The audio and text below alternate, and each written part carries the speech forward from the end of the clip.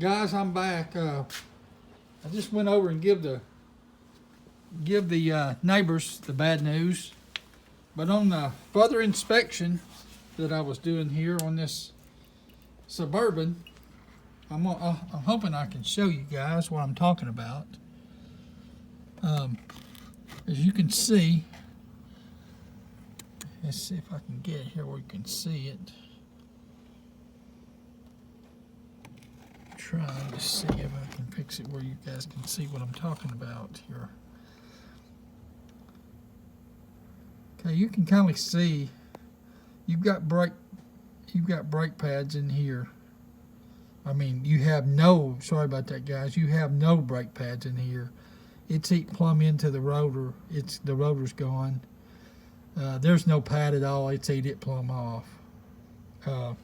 The outside, now this outside here, you can see you got brake pad in there. If it would have been caught in time, and the first time you started hearing squealing, you always, anytime you hear squealing, you've got issues. But the biggest thing right here, as you can see, I'm going to try to show you. See if I can show you a little closer here. You see how thin this part is right here. And then you come over here and see how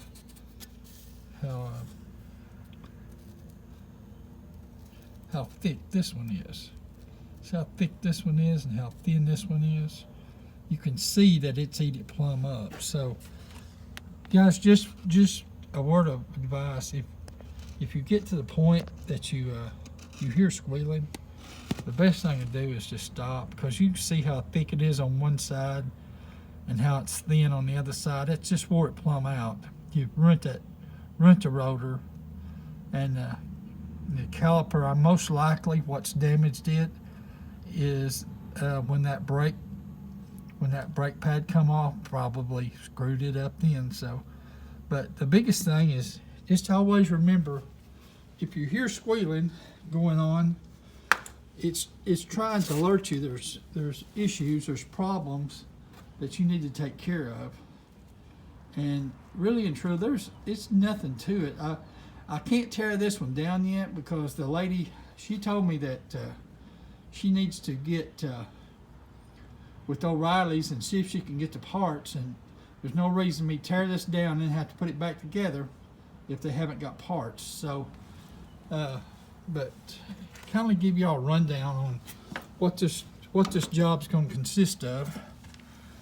On this side over here, you see this bolt right here. You've got one here, and you've got one underneath it, same place. You'll take them two out, and this whole area right here, this will just slide off. You can just pull it off. Once you pull it off, you can pull your pads out, and it's kind of self-explanatory after that. There'll be 2 cylinders. I'll have to get those pushed back in. Now, since I won't have to push them back in, because I'm putting a new one on there, so that one just hit the trash unless they need it for a core. If they need a core, then I'll have to send it back to get money back on it. But the biggest thing right now is we're waiting on parts. Once we get these parts, I'll do a tear down, and I'll show you guys exactly how to replace these and put them back together. And I'm gonna shut down for now till we find out something, and once we do, we'll holler back at you, man. Thank you guys, keep watching. Thanks.